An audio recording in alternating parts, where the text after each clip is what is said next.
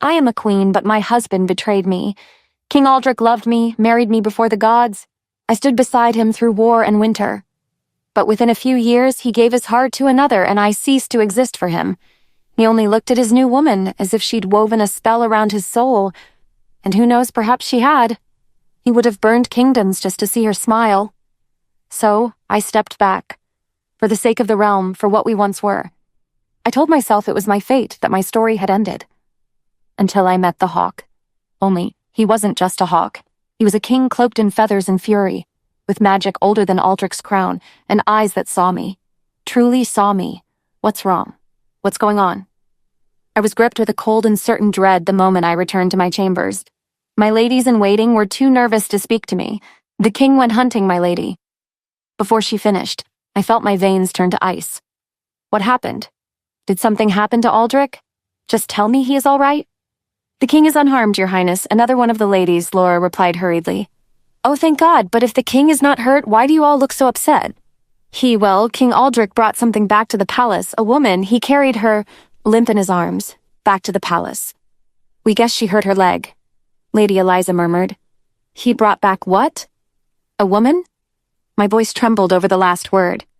Yes, Your Highness, and we are sure she was not a lady, she seemed of lowly birth. Still, King Aldrich ordered us to wash that dirty creature. I felt my frown deepen into a scowl. He asked my ladies-in-waiting to wash the filth from a tramp he found in the woods. What was so special about this girl? My lady, Eliza began tentatively.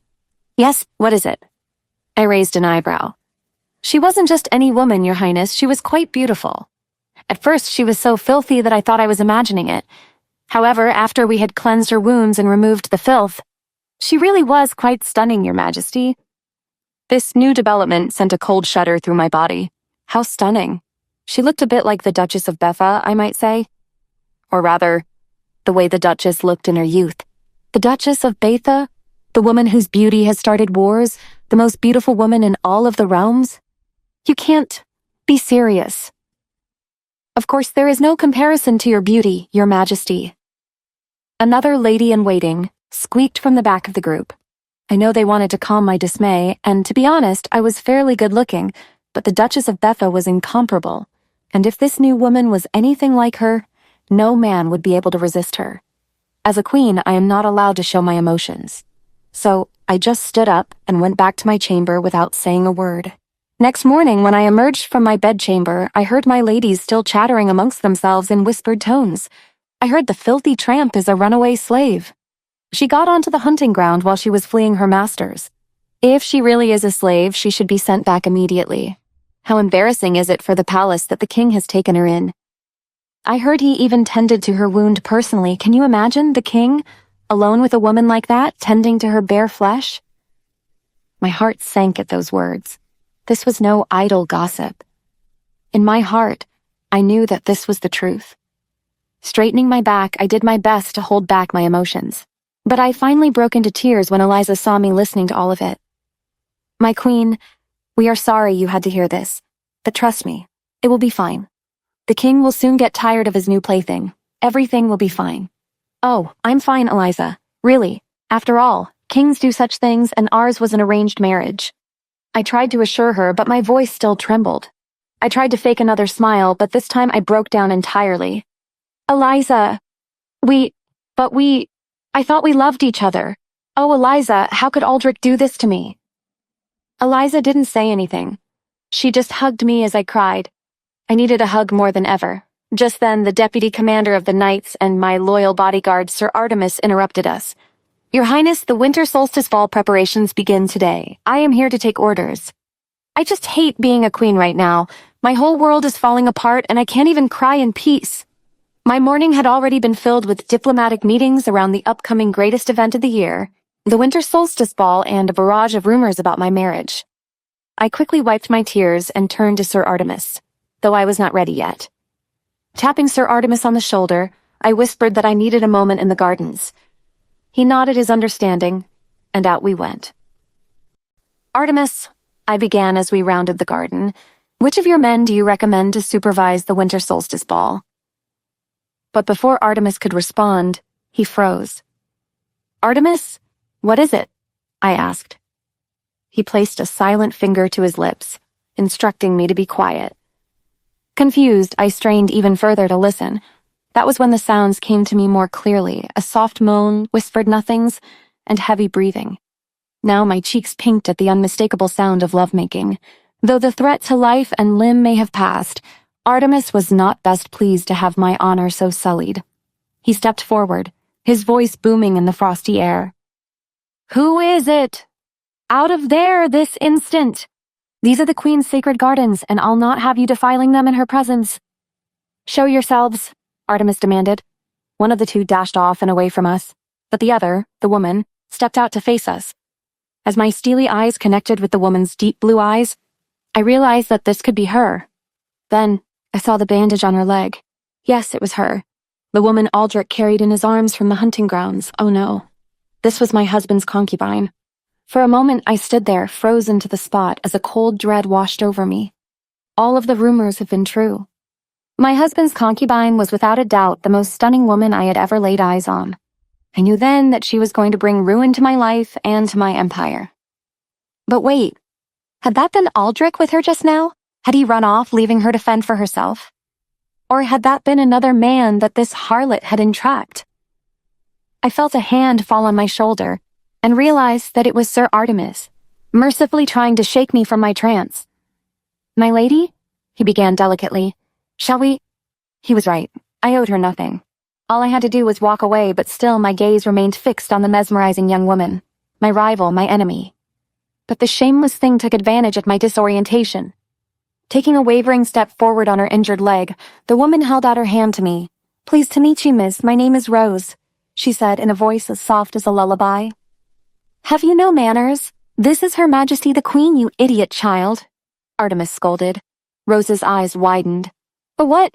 No, I know the Queen, Your Majesty, I am living in the Eastern Palace by the kindness of His Majesty the King," she continued, taking another tentative step forward. "I'm Rose." I paled at her implication. We were sharing the same man. It was time to put this woman in her place. "So, you're the slave." I kept my voice icy. No, Your Majesty. I'm no such thing." I saw the ladies Eliza and Laura rushing to our location. "Your Majesty!" Laura gasped. "What's going on? Who is this?" I opened my mouth to answer, but Rose spoke over me. "The Queen and I are just getting acquainted. I've been desperate to meet her. I'm Rose." As she spoke, extending her hand once again to my ladies-in-waiting, Lady Laura wasn't quite happy. From the corner of my eye, I saw her take a step forward towards Rose. "You common little wench, there is no need for you to get acquainted with the Queen. Who are you to act so friendly towards her? You sold your body to the king. That doesn't mean she owes you anything. The Queen would never say it to you herself, but I will. You are nothing but a common filthy whore." "What do you mean, whore?" A low male voice growled behind me. Dread filled my stomach as I slowly turned around. It was Aldrich. The king himself had returned to save this whore's honor? What? His face was dark with rage. He glared at Lady Laura. I'm so sorry, Your Majesty," Laura began, the color draining from her face. "I was just protecting Queen Bronwyn's honor." Laura was not one to apologize easily, even when she had done wrong. But insulting the object of Aldrich's affection was an unparalleled offense. Laura and Countess Eliza quickly dipped into deep curtsies before the king. I, however, stood my ground. As if sensing my eyes on him, Aldrich turned to me. "And Bronwyn, I thought better of you than to involve yourself in such idle gossip." "Idle gossip? Is that what you're calling your seduction behind the hedge?" I glared at him. The last thing I wanted was to apologize as if I were afraid of him. After all, he was the one who had taken a concubine. He should be getting down on his knees and apologizing to me. The tension simmered between us. But our standoff was broken by the sound of soft whimperings. I looked up and saw that Rose's eyes were glimmering with tears. She was trying, but struggling, to control her emotions. To my horror, Aldrich went right to her and took her hand. "Don't cry, sweet one," he cooed. But despite his attempt to soothe her, tears began to stream down her face, staining her pink cheeks. I couldn't stand the sight of her small hand in his. Even worse, I hated the way he gently wiped her silent tears away, something he had never done for me with such care. I was appalled and hurt by the sight. He cared about this woman, and much as I hated to admit it, it was growing painful for me to watch. I wouldn't be able to prevent Aldrich from having a concubine, but that didn't mean I had to witness the two of them together. Clearly, you two need a moment alone, I hissed. Having had more than enough, I turned to address Artemis and my ladies-in-waiting. Shall we head back to the conference? Unlike some senior royals, I have duties to attend to. My entourage quickly followed after me as I began to walk away, but we didn't get far before Aldrich's voice rang through the garden. Everyone, stop! I turned around, arching an eyebrow, assuming he meant to have further words with me. But instead he raised a finger and pointed it at Lady Laura. Leave this lady behind. I felt my cheeks flush with anger. And why would I do that? Aldrich clenched his jaw. I said, leave her. What do you mean, leave her? She is my lady-in-waiting, and I will do no such thing until I know your purpose. I stood against the king, the tension between us simmering in the icy rose garden. Next to me, Laura's complexion had turned pale. Just what do you plan on doing with her? I pressed. That woman and her foul mouth deserve to be punished. Aldrich, you know as well as I do, that would publicly disgrace her and me in society, and for what? Speaking the truth, that new woman of yours is a whore. Aldrich's face purpled with anger, and he took a threatening step towards me, but he got no farther. Sir Artemis placed himself squarely between me and the king. Your Highness, the old knight began, his voice battle-hardened. I wouldn't advise any rash action. You'll do well to remember my oath to the queen. Aldrich stared down the knight, but even he knew better than to test Artemis's loyalty to me. Instead, he took a frustrated step backwards and ran a rough hand through his hair while he tried to subdue his anger. Meanwhile, my mind spun. All this is over. Her? This woman was neither noble nor even an official concubine. The only title she held was that of a runaway slave and the king's prostitute.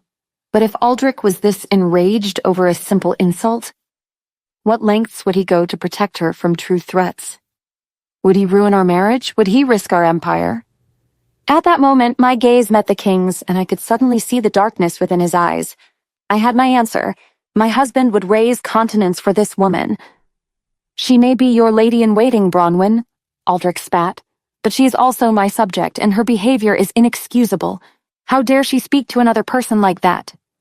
Lady Laura, I sentence you to the dungeon for 3 days, on meals of only hard bread and water. Laura's face whitened, and Eliza let out a small gasp of distress. For my part, I felt as though I had been plunged into icy waters. The dungeons were for thieves and murderers, not outspoken ladies-in-waiting. Though my knees trembled, I stepped forward to challenge my husband. That is too far, Your Majesty. Perhaps your decision could be more fully formed with my counsel. 5 days, then. I need no counsel. Aldrich raged over me. I felt my heart sink. Searching Aldrich's face, I realized that I barely recognized the man whom I loved. Beside me, Laura bowed her head and stepped forward before I could speak another word. I accept the punishment, Your Majesty. While I felt the bitterness of defeat, I saw in Aldrich's eyes the gleam of victory. So this is what we have become, opponents in a twisted game of hearts. Crushed, I gritted my teeth and turned away. The atmosphere of rumor and gossip had been so thick in the castle that I couldn't wait to get out of doors. I went to the gardens of the Western Palace.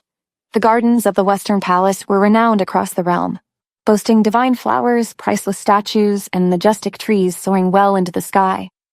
It was one of my favorite places to stroll and soothe my mind. But there was something new in the garden today, something I had never seen there, or anywhere else before. On a sturdy branch of juniper, perched an exotic and handsome bird, hawk-like and of a decent size, preening its array of feathers. What a strange creature, I muttered to myself. Glancing over my shoulder, I saw that my ladies-in-waiting hadn't noticed it yet. They were too busy chattering about Aldrich and Rose. I was somehow glad that they were distracted, as it meant the mysterious creature could be mine and mine alone for a few moments longer. Careful not to make any sudden movements, I slowly approached the bird. It was an alert little thing, instantly aware of me, and yet it showed no fear. Emboldened by this, I reached out my hand. The bird cocked its head, but quickly hopped on. It wasn't long before my ladies noticed. What a pretty bird! Where did it come from? It's so fearless. Even as the ladies surrounded us, the bird didn't startle. I risked stroking the curve of its head, certain it was going to fly off, but to my delight, it didn't. That was when I noticed a small scroll of parchment tied to its leg with a silk ribbon. Gently, I tugged the knot loose and unfurled the paper. It was a handwritten note. The sight of you sets a fire in my soul. It pains and tortures me, yet I cannot resist it. I cannot resist you.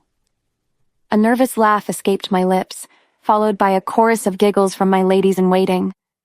"Who do you suppose that was meant for?" one of them asked. "For the Queen, of course," scolded another. "The bird found her, didn't it?" Countess Eliza, noticing the blush on my cheeks, sidled up to me. "Will you write back, Your Majesty?" I hesitated for a moment, suddenly unsure about impropriety, but the fizz of electricity across my skin enticed me to engage in this little game. I got the quill and paper, settled myself on a nearby bench, and tried to compose my reply. My ladies hovered around me, eager to see what I would write. One who plays with fire often gets burned. I tied my note onto its leg. The bird nuzzled its beak against my hand before flying away.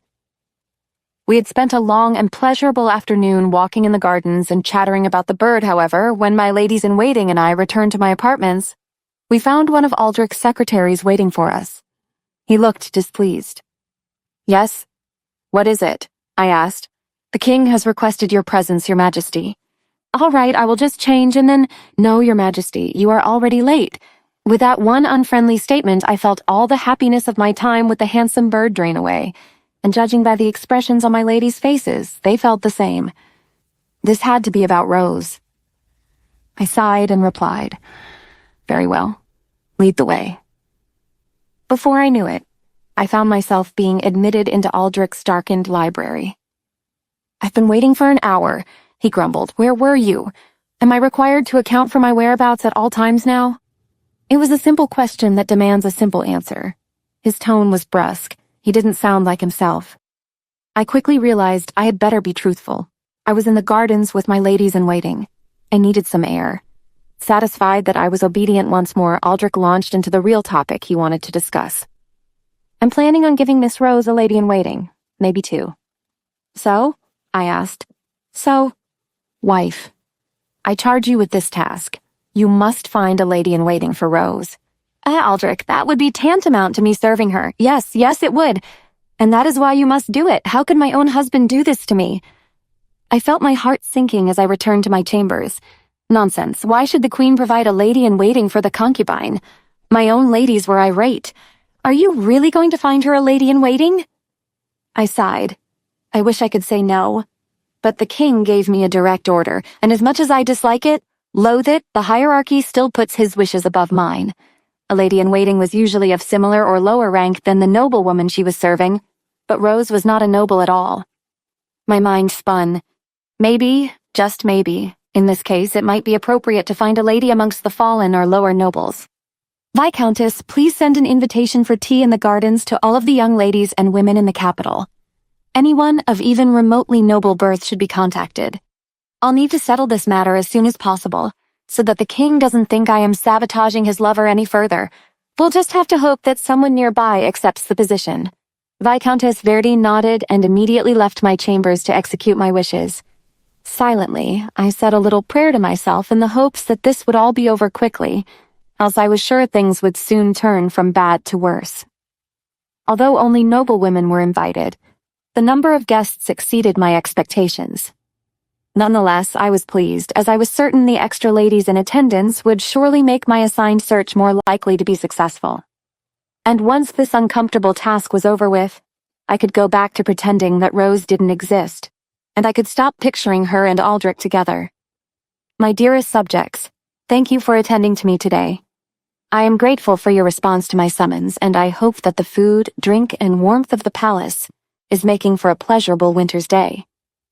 However, I must admit that I had a certain motive for inviting you all here. His Majesty the King has asked me to provide a lady-in-waiting for his concubine, Miss Rose. The words stuck in my throat, and for a moment I could no longer speak. Then with a forced smile, I raised my head and continued. This is all to be done in a rush. Indeed, this task must be completed before the forthcoming winter solstice. I ask you, is there anyone amongst you, or anyone of your acquaintance, who would want to be a companion for Miss Rose? To teach her, and guide her in the ways of the aristocracy? I was dismayed to find that I was met by silence, broken only by the nervous shuffling of their silk slippers upon the closely clipped grass. As the gravity of my request sank in, the women and young ladies exchanged glances, subtly shaking their heads at one another. Still, I waited. Finally, one amongst them stepped forward. "Yes?" I said. "Your Majesty, my name is Lady Alice. I am a friend of Lady Laura's."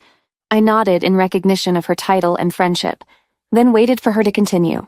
"Your Majesty, if you would, I want to help you, but please don't tell the king what I'm about to say." "All right," I said somewhat reluctantly. "You have my word. You may speak freely, Lady Alice. It's rumored that this Miss Rose is a runaway slave. If she was just a commoner, then perhaps someone may have wanted to serve her. But if the rumors are true, Your Highness, everyone is reluctant." The ladies in attendance nodded, muttering in agreement of this shared rumor and consequences. Lady Alice cleared her throat and continued. "Whoever became a lady-in-waiting for a runaway slave would not be able to show their face in decent society, Your Majesty. Nor would their family. In truth, Your Highness, to serve as Miss Rose's lady-in-waiting wouldn't be an honor, but a punishment." I was astonished at the speed with which the gossip had spread throughout society. How had it gone beyond the palace walls? However, it didn't matter. The damage was done. Each and every one of the noble women before me stood with hesitation in their eyes, and they were all waiting for me to either confirm or deny the rumor. In truth, I didn't know what was hearsay and what was fact. "She's nothing but a commoner," I announced to the women, mirroring Aldrich's answer. "The king found her while he was out hunting. She was injured. Her leg caught in a trap meant for some fell beast. Out of kindness, the king brought her back to the palace to be healed and cared for. Things obviously progressed between them after that." I felt the heat rise in my cheeks and desperately hoped that the guests didn't notice. Looking out at them, I saw the ladies in attendance nodding. Politely, but I knew they didn't believe a word I said, because despite their overt acceptance of my explanation, not a single one of them stepped forward.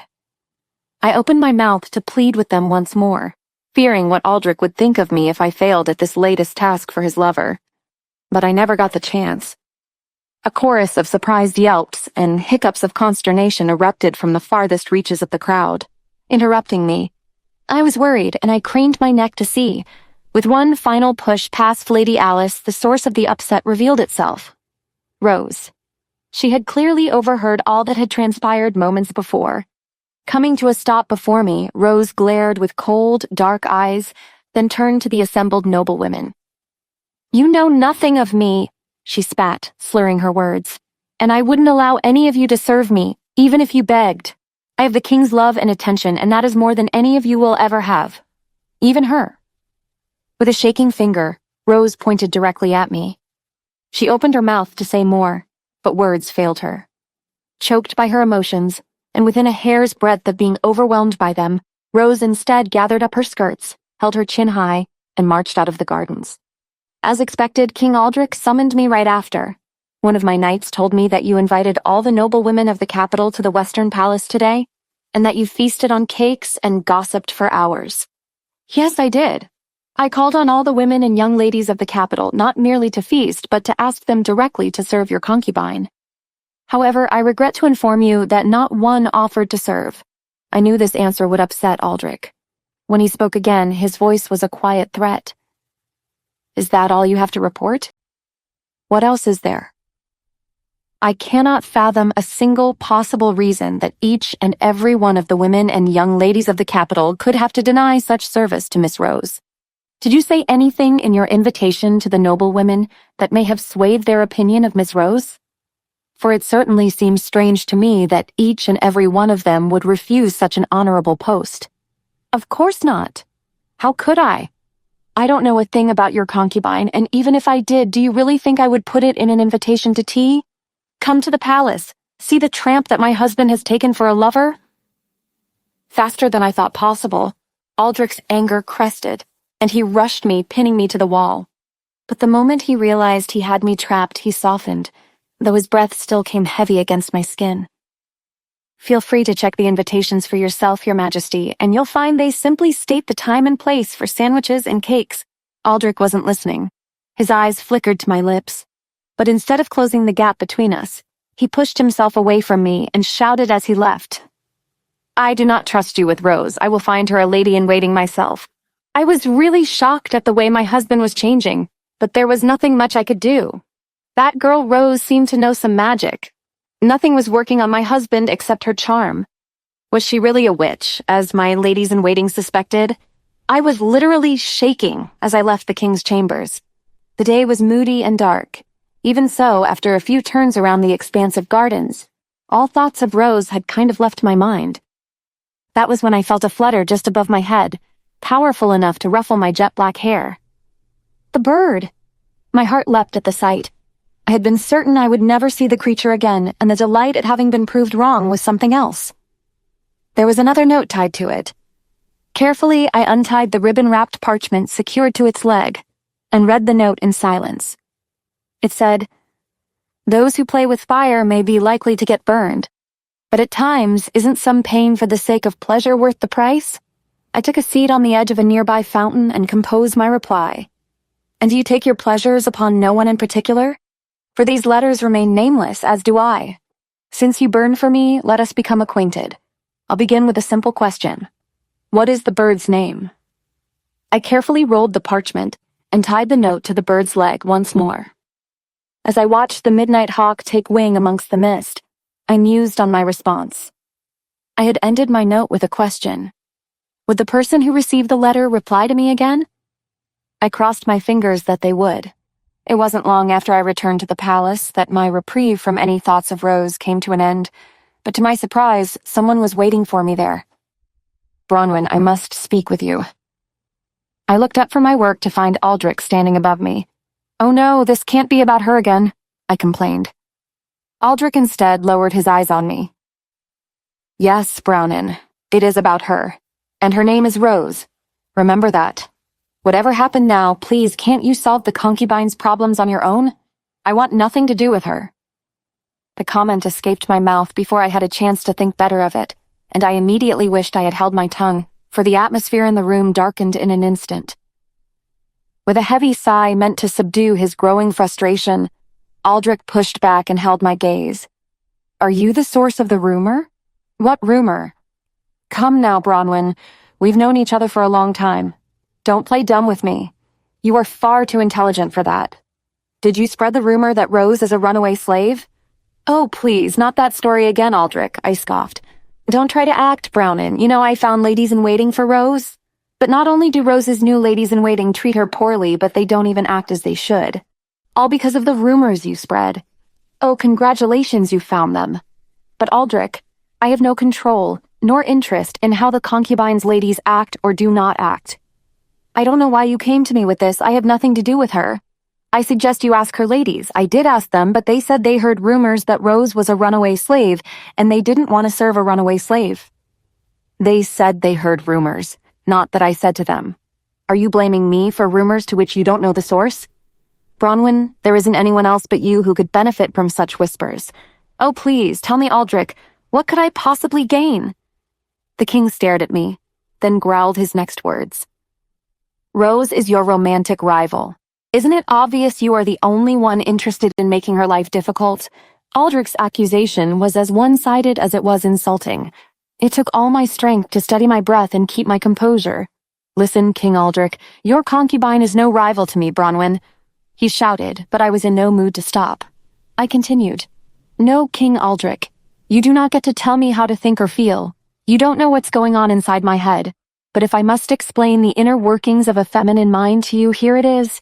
You may be my husband and you may have been my lover, but if you no longer choose me, then I'm not going to stand here and beg. So how can she be a threat to me if I refuse to compete?" Aldrich's expression wavered. Seeing him weakening, I took the opportunity to state my intentions once and for all.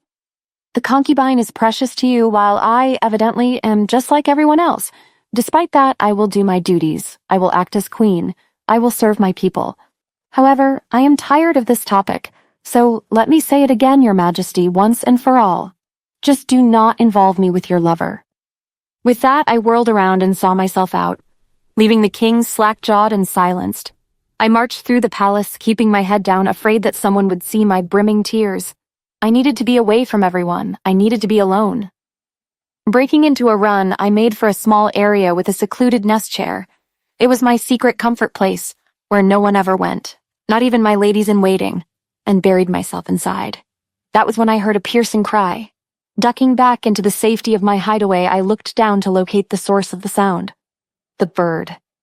I emerged from my nest, just as eager to see the creature again as it appeared to see me. Somehow this bird had become the source of my strength and happiness in all these gloomy days. It landed on my arms straight away and blinked its huge eyes. "Oh, you came to see me." I smiled. The bird seemed to bob its head in agreement. Then it indicated its leg, where I found another note. I unfurled it to find the now familiar writing, sweeping and strong. "Does the bird need a name? You can give it one if you like," it read. I sat back and studied my feathered friend, heavy upon my arm. "Of course you need a name. Everyone needs a name." The bird looked back at me, and I swore that its gaze felt more penetrating and soothing than usual.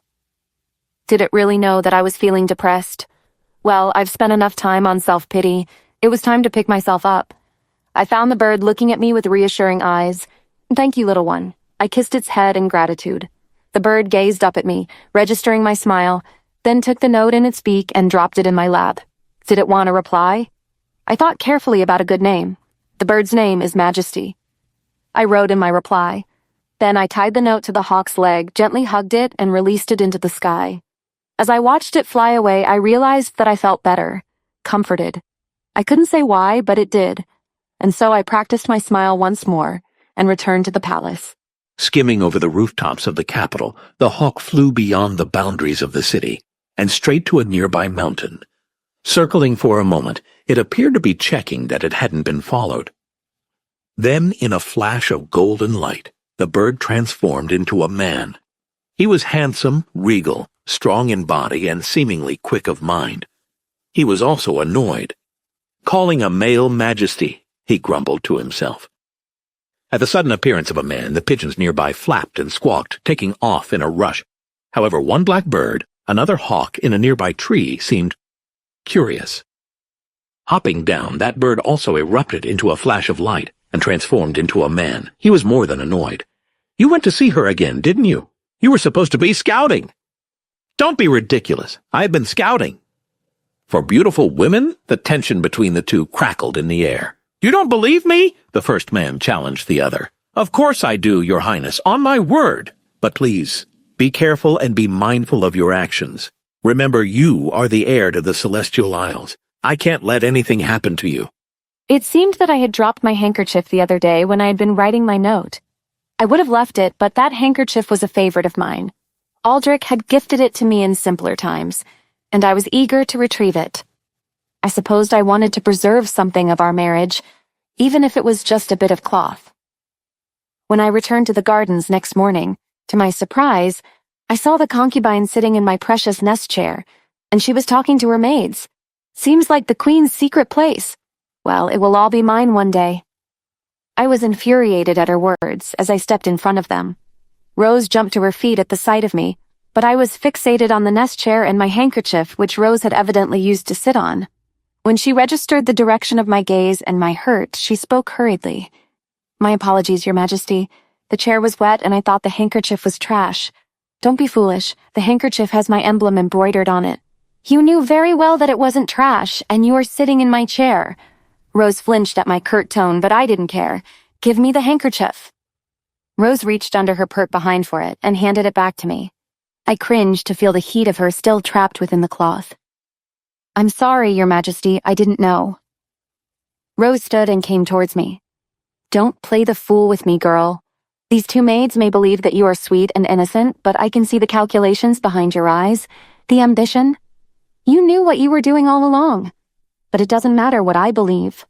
What does matter is that you follow the rules. The first of which is this. Do not come to the Western Palace anymore. It is not your place. It is mine. No good will come from us seeing each other. But I want to be friends with Her Majesty." Oh, not this again. But my reproach caught on my tongue as Rose burst into tears. Her crying face was akin to a spell. I felt some sort of pity towards her, but I quickly shook my head, releasing myself of her dark, bewitching magic. "You can be friends with the next concubine," I retorted. Rose sniffled and looked up at me aghast. "The next concubine? Why, yes. Now that the king has taken one, why would he stop there? He's sure to bring in another concubine after you. He needs to slake his lust after all. Rose turned pale, her pride wounded, and her vision of her future wavering. She stared at me for a moment longer before picking up her skirts and running from the gardens, followed closely by her maids. She headed straight to the king. What's wrong? Why are you crying? My king, when you tire of me, will you bring in another woman as your new concubine? Why would you think such a thing? Who have you been speaking to? The queen. Aldrich felt a cold wash of dread come over him. Carefully, he disentangled himself from Rose and took a step back. Will you, my lord? Will you love another woman besides me? Your Majesty. Will you betray me? Rose stared wildly at him with her doe-like eyes, searching. Just looking at her, Aldrich knew the answer. He pulled her small frame into his strong body, hugging her tightly and repeating the words. That's not possible. I was not interested in her drama, so I left with the handkerchief. But as expected, the king entered my chambers within an hour. May I help you, Your Majesty? I asked. You told Rose that I would take another concubine after I get tired of her? Why are you doing this? This is very unlike you, Brownin. Oh, Aldrich, this is so exhausting. Of course you'll take another concubine. Have you ever heard of another king who has broken his vows with only one? Listen, I may have spoken out of turn, but Rose insists on interfering with my life. I don't know why, but she wants to be my friend. Can you even fathom how difficult it is for me to know of her existence, never mind having to see her, speak with her, and tolerate her? How would you feel if you had to befriend my lover? How would you— I couldn't even complete my sentence as Aldrich strode and shut my mouth with his hands. His face reddened in anger. Bronwyn, he growled. Have you taken a lover? Why would you ask that? I retorted as I removed his hand from my lips. You just said it yourself. How would I like to have to befriend your lover? I stepped away from his grip. Every muscle in Aldrich's body was strung with tension, and it seemed to take every ounce of his self-control not to reach out for me and take me in his arms again, to make me his. He was jealous. It felt good to know I still wielded that sort of power over him. To dispel his emotions, Aldrich began pacing the room. Then he left the room. My eyes swelled with tears. What have we made of our marriage? But it was clearly not my fault. He was the one who brought in the third wheel. I had been crying into my pillow when I heard a tap on the glass of my window. Wiping the tears from my eyes, I looked up to find the midnight hawk hovering just outside. My heart leapt, and I rushed to the casement to swing it open, whereupon the bird flew into my chambers and landed softly on my bed. Oh, my dear, sweet bird, I have missed you. As I dabbed at my cheeks, the feathery creature peered at me with its large eyes, studying me closely. So you have a message for me? I sniffled. It was silly, but I felt that the only thing in the world that would bring me comfort at this moment was more of my secret correspondence. To my surprise, the midnight hawk nodded as if it understood my question, then held its leg out to me. Smiling, I gave it a gentle pat, and then untied the note it revealed to be there. It was a short but efficient message once again, and yet the words of the stranger, whom I had neither face nor name for, lifted the heaviness from my mind. The bird will be named Majesty as you wish, but keep in mind that he is a male. Oh, you're a boy? My apologies, I didn't know, dear sir. But now that I have named you Majesty, I don't think I can call you anything else. The name is stuck in my mind, I'm afraid. Will you be terribly offended?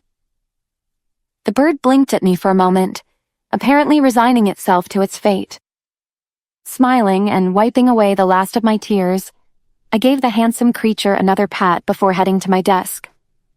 Majesty followed me closely, of course, and watched as I took out a small sheet of parchment paper and wrote my reply.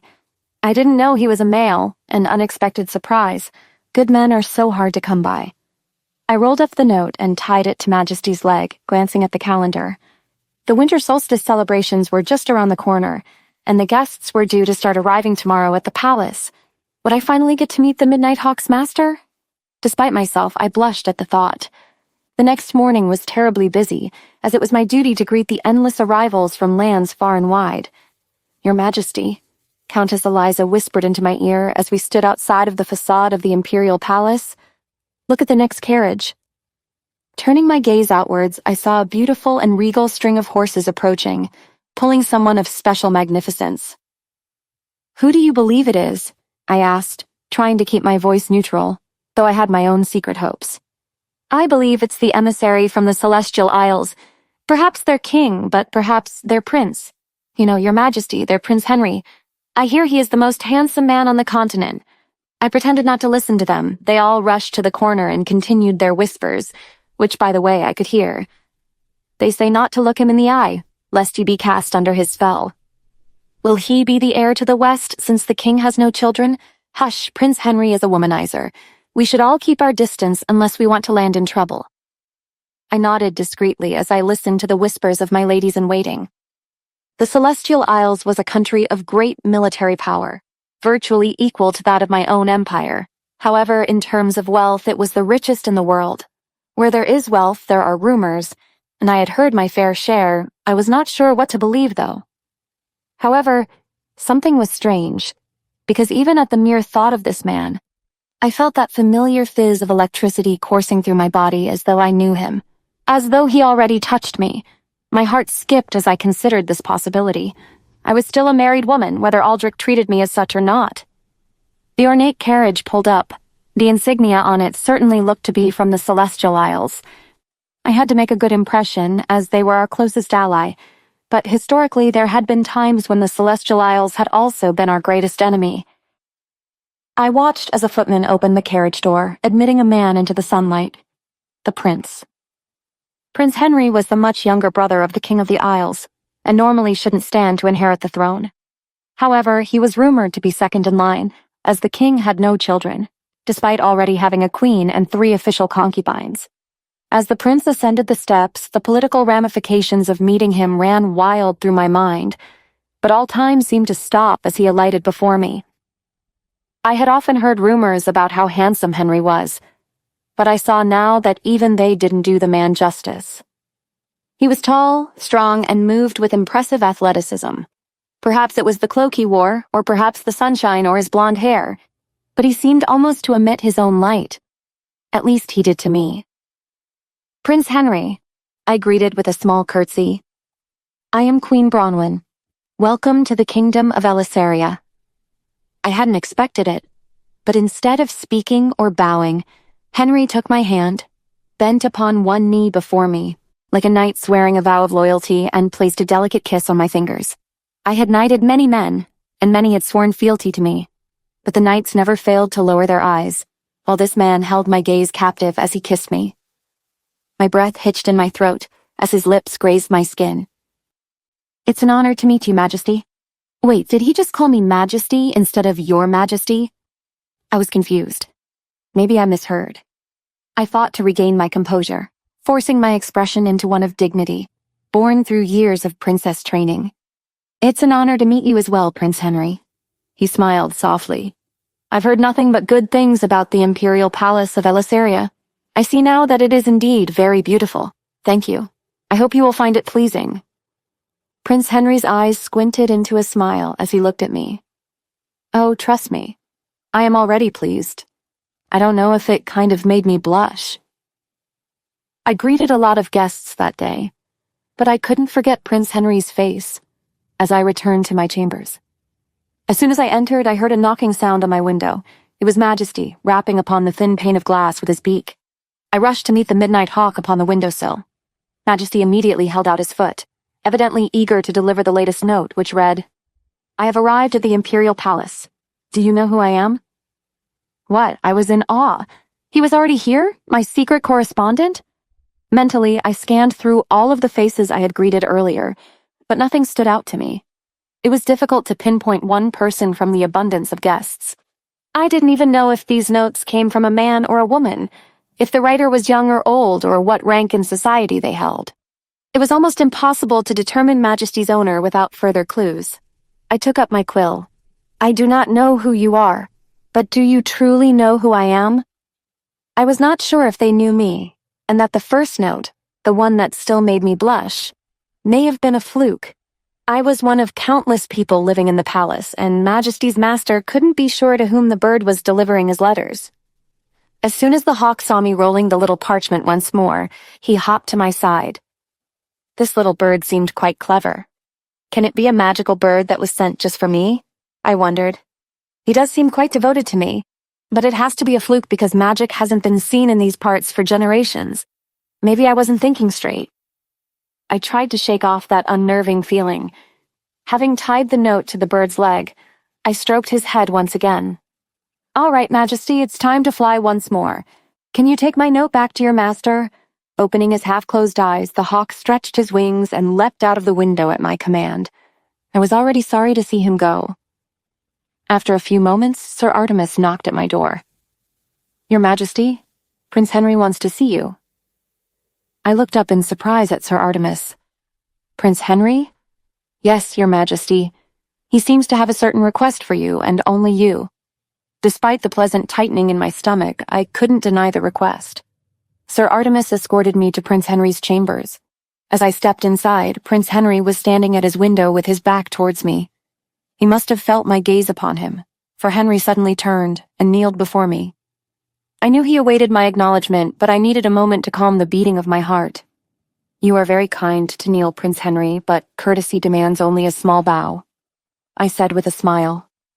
I don't mind kneeling in front of you, my queen. I didn't know what to feel, but his words were enough to make me blush. Now, Prince Henry, what can I do for you? I tried to change the topic, and he gave me his killer smile, as if he sensed my nervousness. My lady, I was hoping that you could show me the palace. I would like to familiarize myself with it, but my sense of direction is sadly lacking, and I'm afraid that I will get lost. Prince Henry, such a request is a little unusual, and I have a great deal of work to do. Perhaps I could send for one of the footmen, or perhaps Artemis here. No, I want only you. I'm sorry? I wish only for the Majesty to show me. I had to stop myself from taking a step back. He had again called me the Majesty, not Your Majesty. Was this a simple failure of language between our two realms, or... The word hung in the air with a certain importance to it, all because I had been sending messages with Majesty the bird. Did that mean Prince Henry was Majesty's master? Did he think I was his secret correspondent? Was that first note about the burning of his soul? Oh no, it can't be.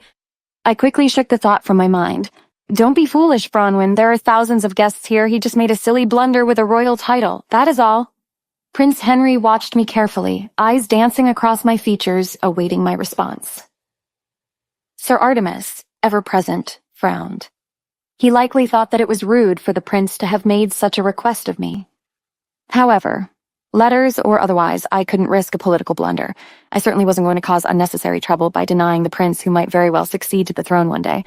And if the guise of politics allowed me to spend time with this handsome stranger, then so be it. No one would be the wiser.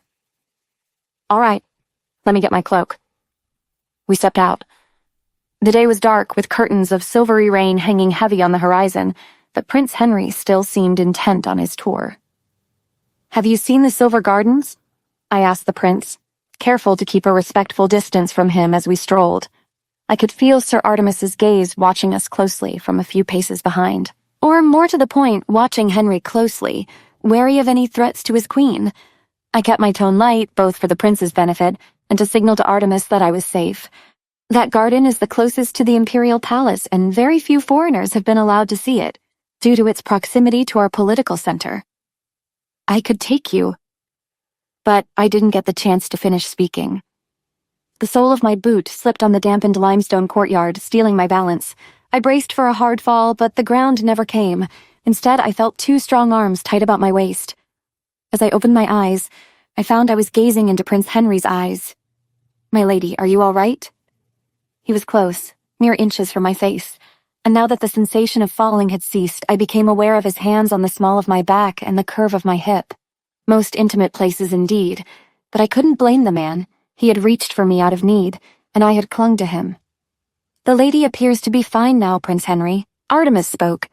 Glancing at the old knight, I could see the warning in his eye, but also the shame of not getting to me first.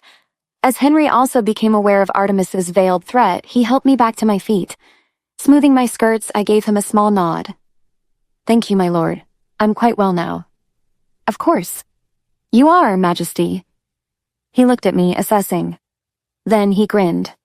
However, I insist on taking your arm. I'll not be blamed for war between our two nations because I let the queen slip through my fingers. As I smiled, Henry gallantly offered me his elbow as we descended the long limestone steps away from the palace. And though I was perfectly capable of traversing those stairs myself on any other day, I couldn't deny that I wanted to feel his arm beneath my fingertips. The sensation did not disappoint. But I was interrupted, Your Majesty. We both turned to the source of noise. It was Rose, rushing towards us, shouting from across the expanse of the great lawn. Your Majesty, wait. I'll walk with you. Anger flared within me. Despite my best efforts to avoid her, the damned concubine still sought me out. I was sure that Prince Henry felt the tension string through my body, for he seemed to hold me tighter to him. But before he could ask me if I was all right, I turned to him. Prince Henry, run. Run? With his brow furrowed in question, and Rose bearing down on us, I quickly turned to Artemis and whispered, It is time to fulfill your oath to me, good knight. Save me from this witch while I escape. With that, I pulled hard on Henry's arm. He didn't need much encouragement to follow me, and we dashed along a long line of emerald cedars, grinning as we went, thrilled by the escape and the foolishness of it all. Evergreens and holly blurred past us as we ran, gasping and giggling around the hedgerows like children until Henry tugged on my arm and pulled me aside and out of sight, behind a tall row of laurel. Pressing ourselves into the greenery, winded and spent, we gasped for breath, grinning at each other. Did we lose her? In order to peer around the hedgerow, Henry placed a strong arm against the foliage, palm near my ear, and leaned across my body to look. He was careful not to touch me, but I could feel the heat of him, the proximity making me aware of every inch of him. It took all my control not to reach out and place my hand on his chest. She's gone. That old knight of yours has done his duty admirably. It appears he is leading the woman back to the palace. I haven't seen a grizzled old warrior like that since the wars. Where did he come from? Artemis has been with me for as long as I can remember. From the moment I was pledged to be the future king's wife, he has been tasked with protecting me. And when was that? I was just a child. So Aldrich has always been destined for you and you to him. Until recently, until her. Henry turned back to me then, and it was plain from the expression on his face that he too had become suddenly aware of every inch of me, of our closeness. His gaze drifted to my lips, then quickly away. Neither one of us spoke, but the silence between us was thick with expectation. Commoners would have kissed without a second thought, but we were royals. Henry shook his head and looked away. Do you not find me handsome? My goodness, what a question. It's a question I need answering. For by now, most people, especially women, will do just about anything for me. Is my face swollen today? I made sure to dress finely, and yet Majesty remains cold. I must have heard him wrong. With my mouth surely agape, I stopped and stared at him. Did he say this in jest? So blatant? So rude? Suddenly, Prince Henry stopped fiddling with his cravat and burst out laughing. My apologies, Majesty, but I needed to lighten the mood. That run-in with that woman soured you terribly, and I couldn't bear to see the frown on your face any longer. I just wanted to make you laugh. Oh, I exclaimed, both relieved and now fighting a fit of giggles. Goodness, you had me worried. You aren't incorrect, however. That woman makes me seethe. Seeing his success and making me smile, Henry glanced around the hedgerow once more, then offered me his arm again. Shall we? It appears that the coast is clear. Taking up each other's arms again, we continued our stroll. This time, very much alone. So, that woman. I suppose she is the king's rumored mistress? I noticed that the prince used the term mistress instead of concubine. This too was not typical of nobility, but it was a more accurate representation of Rose's status, and he obviously made the unflattering distinction for my benefit. I couldn't help but smile again. Seeing that his attempts at brightening my spirits were working, Henry continued speaking. The king is a strange man. How could he look elsewhere for other women when the queen stands in front of him? I turned my face away from him. It is a question I too have been asking myself as of late. It is a question you deserve an answer for too, my lady. Thank you for your kind words, Prince Henry. There is no need to thank me.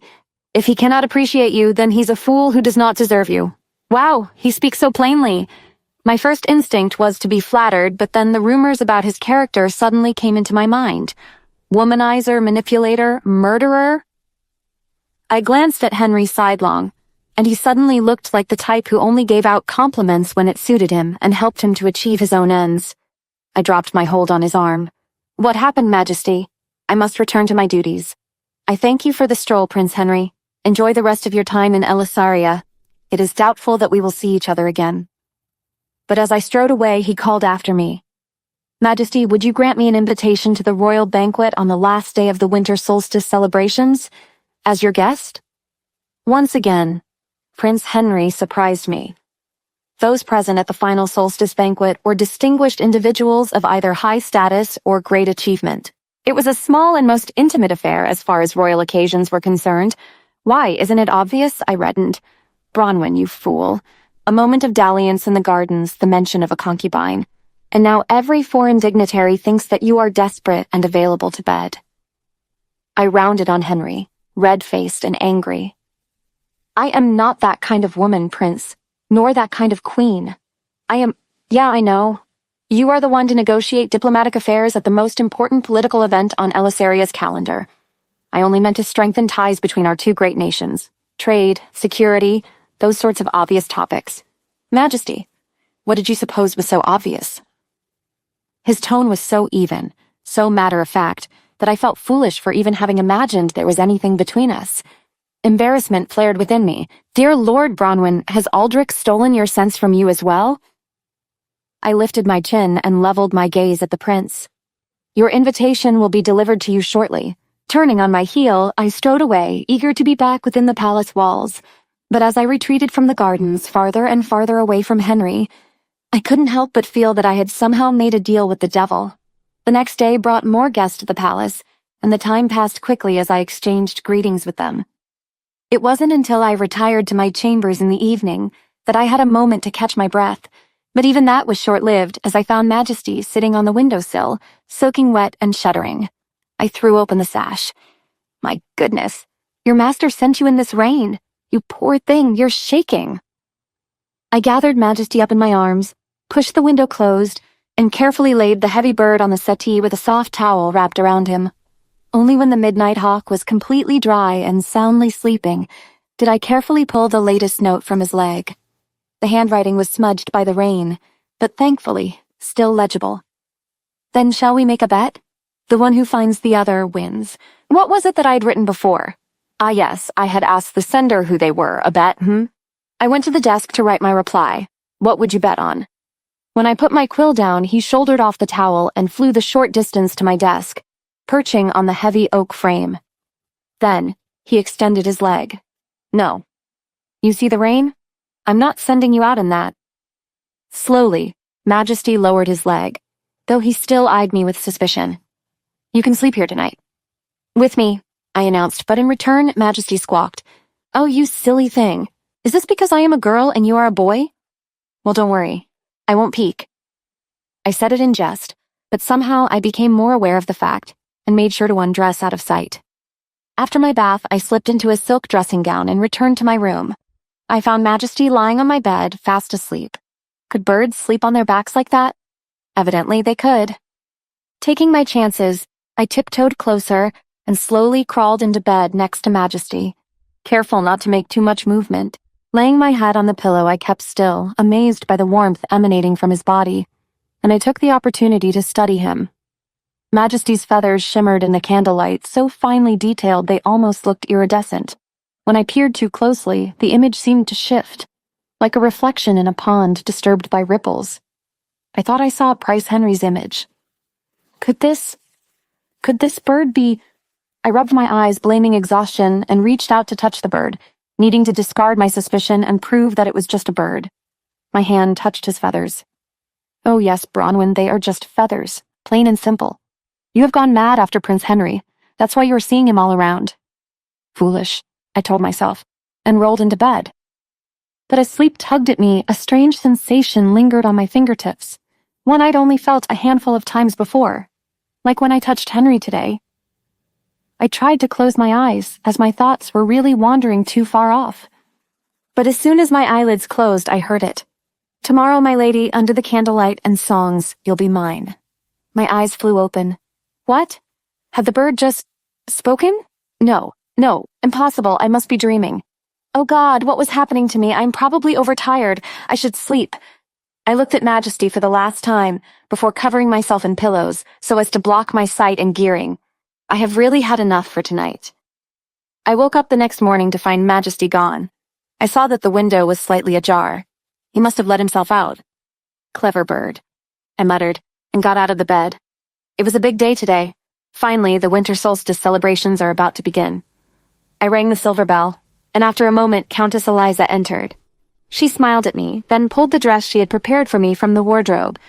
It's the first day of the festivities, Your Highness, so we must all look our best.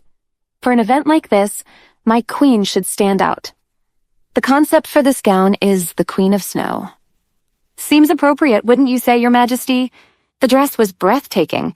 Once I had been fastened into the dress and had my makeup on, I caught my reflection in the mirror. I really believed that I came from a country of snow. You look ethereal, Your Majesty. Thank you, Eliza. As I stepped out, I found Aldrich waiting for me just outside. I was surprised. Why was he suddenly acting like the old days? He stood as I approached and gave me a gentle smile while extending his hand for me to take. I hesitated before reaching out for him. For, after all of our years together acting as one, I suddenly didn't recognize the man before me. I wondered what was going on in his mind. Did he wish that he could enter the banquet with Rose on his arm? Was he here just because of the royal protocol? Above all, now that he had Rose, did he find even his wife beautiful anymore? But anyway, I was pleased to see that he seemed to be in full control of his emotions today. That was something, at least, and so I too put a smile on my face and reached for his hand. Bronwyn? He spoke with that intoxicating voice of his. Honestly, he still had an effect on me. I didn't want to look up. If I did, I was sure I'd fall for him again. Bronwyn? He called my name again. I heard you, Aldrich. What do you want? But when he didn't answer, I forgot myself and looked up into his face, only to see the shadow of pain darkening his features. Did he still love me? As his eyes met mine, he quickly regained control of his emotions, but he gripped my hand tighter. Nothing. Are you ready to face the hordes? Oh yes. As long as the Grand Duke Lavilla stays away from the brandy, I'm sure I'll be fine. It was our internal joke. Aldrich grinned, knowing of my dislike for the Grand Duke, and hand in hand, we turned towards the great doors to the ballroom. After gazing upon the scene in front of us, Aldrich raised his hand, and everyone bowed in response. This sight never failed to inspire me. Seeing my subjects celebrating along with all of my political acquaintances always made me smile. However, this year something was wrong. Rose. She stood in the very center of the ballroom, surrounded by a host of foreign nobles. All the pride that I had mustered to walk into the ball, head held high, swiftly collapsed like a castle of sand. My husband was bedding another woman. I struggled to keep the smile upon my face, but I found it difficult to breathe. Calling upon my greatest skills as a queen, outwardly I kept my composure. But inwardly my mind whirled. Aldrich was beside me, but within a second he parted ways with me as Rose caught her attention. I could see the guests murmuring about their relationship, but Aldrich didn't seem to care, as if he was completely under Rose's spell. I didn't want to think about it anymore. I grabbed 3 back-to-back goblets of mead from a passing tray, and downed them all in single gulps. It's time to dance, I announced, probably with more vigor than was strictly necessary. But the alcohol was doing its good work, and I didn't care. The ladies around me giggled nervously and drifted off to find a dance partner. The first dance was the most meaningful. Tradition dictated it belonged to the king and queen. Since our marriage, Aldrich had always claimed that dance with me. But this year I had a feeling I knew who he'd choose. And sure enough, from the corner of my eye, I saw Aldrich reaching for Rose's hand from amongst the crush of guests who surrounded the king. Laughing at my twisted destiny, I signaled to the musicians to prepare the opening waltz. I was crying inside, but kept my chin high as I strode across the throne room. The only person who could ask the queen for the first dance was the king, since no one else would ask me to dance anyway, and in order to preserve what little dignity I had left, I thought it better to leave the room altogether. But before I reached the door, I felt a prickling awareness on my neck. When I spun around to face this threat, I found Prince Henry close on my heels. He extended his hand to me. Majesty, would you kindly do me the honor of this dance? I was sure that my mouth fell open in surprise. Around us, the nearby nobles renewed their whispering with a greater fervor than ever before. Is Prince Henry really asking the Queen for dance? They say that he is a womanizer. He mixes with thieves and murderers. I heard that he has to drink an elixir to keep his face looking so handsome. Well, no surprise. Even the Queen cannot help but look at that face, another one whispered. Honestly, at this point, I didn't care about these rumors. I wanted to say yes to Henry, both to punish Aldrich and, if I was being honest, for my own selfish reasons. I was done with everything. If he could keep a concubine and still look me in the face, I could at least dance with a prince. I rested my green gaze upon the prince and gave him my answer. Very well. Upon taking Prince Henry's hand, he smiled broadly and led me to the dance floor as the whispers increased. How many women does he have on the go this time? Is he after the Queen of Elysaria? Why could Prince Henry not ask me? I would die just to be held by him once. A princess sighed. Before taking up our positions, he whispered playfully into my ear. Just like you ignored them, I promise to ignore if you step on my foot. What? I giggled. Oh, how much I love his ability to make me smile even in the gloomiest moments. How little you think of me, Prince Henry, for every queen is trained in the art of not stepping on foreign dignitaries' feet, unless they deserve it. He chuckled mischievously at my jest, then led me in a wide sweep of the dance floor, showing off for all to see. I could feel every eye upon us, but most especially Aldrich's. He glared at Prince Henry as though he had stolen something of his. What a fool the king is, I thought. Did he really expect that he could discard me and that I would simply be waiting for him to crawl back to me whenever it suited him? In a small show of defiance, I gave Aldrich a hard stare. He stared back, bit ignoring his stern expression. I turned away to smile at Henry and placed my hands upon Henry's strong shoulders. Good. Henry murmured into my ear. What do you mean? The way you're looking at me. Looks like you love my attire. Sorry, I didn't get you. Oh, I mean you didn't pay much attention to me yesterday, so today I made sure to dress finely for you. That crooked smile broke across his face again the moment I realized he was teasing me once more. Before I could respond in kind, the music began, and we started our whirl around the floor. The throne room had transformed into a kaleidoscope of color, with all the couples dancing, and of course, dancing amongst the other guests, Aldrich and Rose. Prince Henry must have noticed the change in my expression when we waltzed past them, for he pulled me in closer and whispered into my ear. At this moment, do not think about anything, not even your husband. I glanced up at him in surprise, but people will talk. He nodded, then twirling me around, pulled me in close once more. People will always talk. It's how they brighten their dull lives, by concerning themselves with the business of others. Maybe he was right. My life couldn't be just about my husband's scandal. As we continued to dance, I considered all of the rumors I had heard about Prince Henry, and suddenly wondered if I was giving them too much credence. Without even thinking, I found myself pulling close to him so I could whisper back into his ear. Noted, Prince Henry. But what about the rumors about you? Do they also not bother you at all? No, they don't. But do you believe those things about me? No, I don't believe them, but I find them really weird. Which one do you find the most weird? He asked with a sly grin.